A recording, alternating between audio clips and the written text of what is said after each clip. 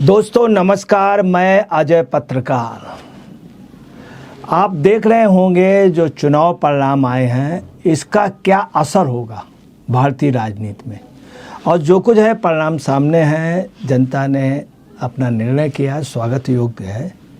अब आगे क्या आपको स्थितियां लग रही, तो मैं आपको बता दूं भाजपा की हार की वजह क्या रही, उसके मेन कारण क्या रहे और ख़ासतौर से उत्तर प्रदेश में क्या रहे।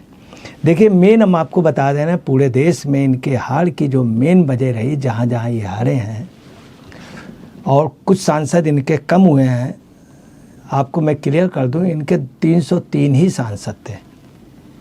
इसके पहले भी इनके 300 सांसद नहीं थे, उससे कम थे, 272 से कुछ ही ज़्यादा थे 2014 में। कोई विशेष लॉस नहीं हुआ है, लगभग इनके 15-20 सांसद कम जीत के आए बीजेपी के। दूसरा ये है, इनका हार की वजह जो रही है, एक प्रचार किया गया सभी दलों से कि अगर ये आ जाएंगे तो संविधान को ख़त्म कर देंगे और दलितों का आरक्षण ख़त्म कर देंगे। ये पूरे देश में मैसेज गया। पूरे देश में मैं आपको क्लियर कर दूं, कुड़िल समाज जो है वो भाजपा के साथ कम रहता है। यूपी में और जगह कुड़िल समाज अधिकतर बसपा के साथ रहता है। दूसरी बात, कोरी समाज एक ऐसा है, खटिक समाज ऐसा है जो भाजपा के साथ रहता है, और वाल्मीकि भी लगभग 30% समाज। इस बार क्या हुआ, संविधान वाली बात इतनी ज़्यादा तेज़ी से विरोधियों ने प्रसारित की कि वो लोगों को आ गया, दलित वोट इनको नहीं मिला। उसका मैं एक एग्जाम्पल छोटा सा दिए दे रहा हूँ, आप शायद समझ सकते हैं कि यहाँ पे पश्चिम उत्तर प्रदेश पे एक सीट है जहाँ से चंद्रशेखर खड़े हुए हैं। चंद्रशेखर बसपा मतलब वो दलितों के नेता हैं, और उस सीट से हमेशा बसपा जीतती रही। उस नगीना सीट से हमेशा बसपा जीतती रही, दलित बाहुल सीट है। वहाँ पे 1.5 लाख से अधिक से चंद्रशेखर आगे हो गए। क्यों हो गए? बसपा का वोट उनको चला गया, सपा का सपोर्ट था।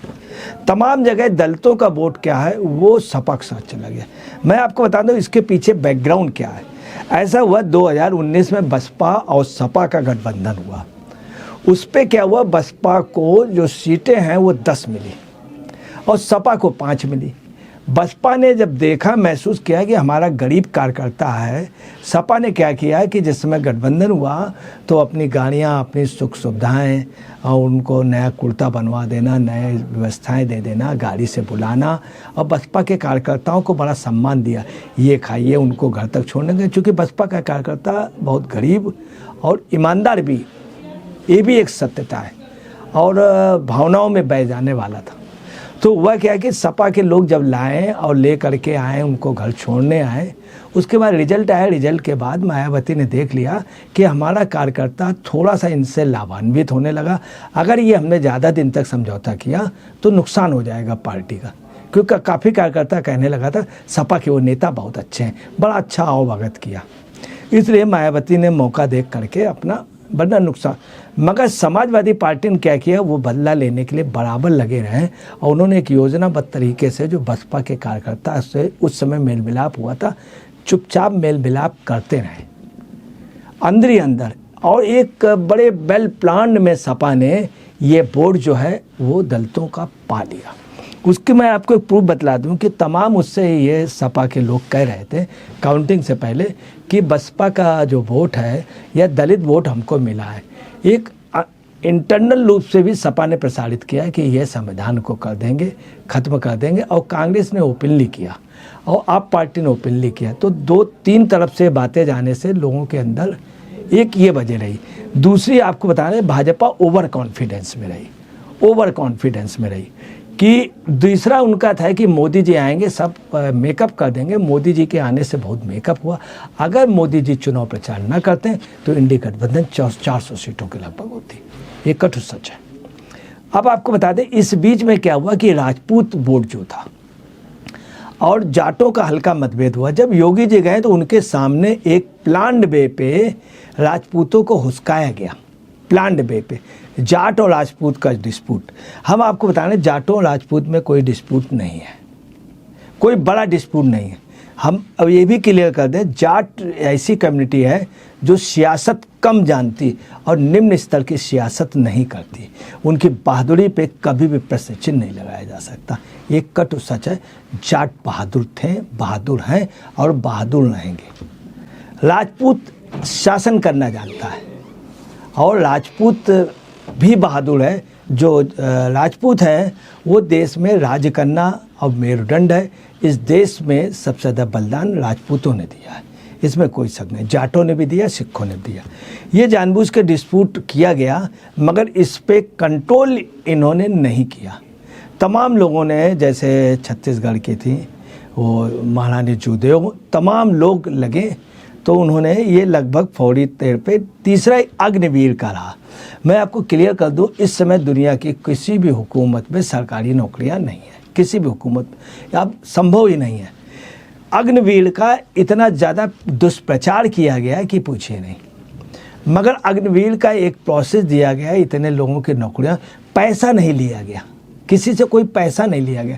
वहीं पे समाजवादी पार्टी में जो पुलिस की नौकरियां हुई थी, ये हकीकत है कि समाजवादी पार्टी के समय जो पुलिस की नौकरियां हुई उसमें पैसा लिया गया। यादव समाज के लोगों को जिनको नौकरी मिली उन्होंने खेती बेच करके पुलिस की नौकरी की। परंतु जब दूसरी सरकार आई बसपा की तो जांच हुई, पता चला अनियमितताएँ थी, उनकी सैलरी भी रुक रही, नौकरी भी खतरे में हुई। ये हुआ इनके, मगर उन्होंने प्रचारित ऐसा किया, अग्निवीर दांव इनके खिलाफ पड़ गया यूपी में। दूसरा क्या हुआ, ये वास्तव में सोशल मीडिया का एक बहुत बड़ा वो रहा, लोग जान नहीं पाए। मैं आपको क्लियर कर दूं, दवा लॉबी अमेरिका का चुनाव डिसाइड करती है। दवा लॉबी अमेरिका का चुनाव डिसाइड, पूंजीपत चुनाव डिसाइड करते हैं। इधर क्या हुआ, भारत के खिलाफ पाकिस्तान, बांग्लादेश, रोहिंग्या, इसके अलावा जॉर्ज सोरेस, तमाम विदेशी ताकतें, अलगाववादी और खालिस्तानी लोग, ये सब एक हो गए और इन सब में आपस में इतनी ज़बरदस्त एकता हो गई, क्योंकि मोदी को अगर ये नहीं हटाते तो मोदी एक समस्या थे। क्योंकि मोदी का अगर बनना तो आप समझ लें पीओके का भी जाना निश्चित है, भारत में मिलना जरूर निश्चित है, पाकिस्तान का टूटना निश्चित है, चाइना का कमज़ोर होना निश्चित है और अमेरिका की भी आँख में आँख मोदी मिला लेते हैं। तो तमाम कंट्रियों ने मिल करके, सोशल मीडिया में क्या था कि जो भाजपा के या जो भी देश की बड़ाई करते थे या देश की नीति की बड़ाई करते थे, उनके व्यूज़ कम कर दिए जाते थे। बाद में ये पकड़ हुई, मगर कब हुई, जब मतदान हो चुका था, तब इजराइल के उससे पता चला कि ये लोग हाईटेक उससे मिसयूज़ करे। तो सोशल मीडिया को इन लोगों ने योजनाबद्ध तरीके से इनके खिलाफ। चौथा क्या है, भाजपा जो हारी है यूपी में इतनी सीटों में, मैं आपको बता रहा हूँ वो अपनों से ही हारी है। हुआ ये है कि भाजपा में ये सत्य है कि अटल बिहारी वाजपेयी को भी हरा दिया गया था, वरना अटल बिहारी वाजपेयी जीतते। दूसरा आपको बता दें कि भाजपा से ही जानबूझ करके कल्याण सिंह को हटवाया गया था कल्याण सिंह को, और यही पोजीशन गडकरी जी के साथ हुई कि एक राजनीति के तहत उन्हें हटाया गया था। यही पोजीशन एल.के. आडवाणी जी के साथ हुई। अब यही पोजीशन यूपी में की गई थी, ये अपने ही उससे हारे और भाजपा पे एक विशेष नेता विशेष का या लोगों का इस पे हाथ रहा। दूसरी आपको बता दें कि आज के जो परिणाम है उसमें एक दुखद बात रही, भाजपा के प्रत्याशी संगल लाल गुप्ता को हार्ट अटैक हो गया, वो हॉस्पिटल में एडमिट है, उनकी तबीयत काफ़ी सीरियस है।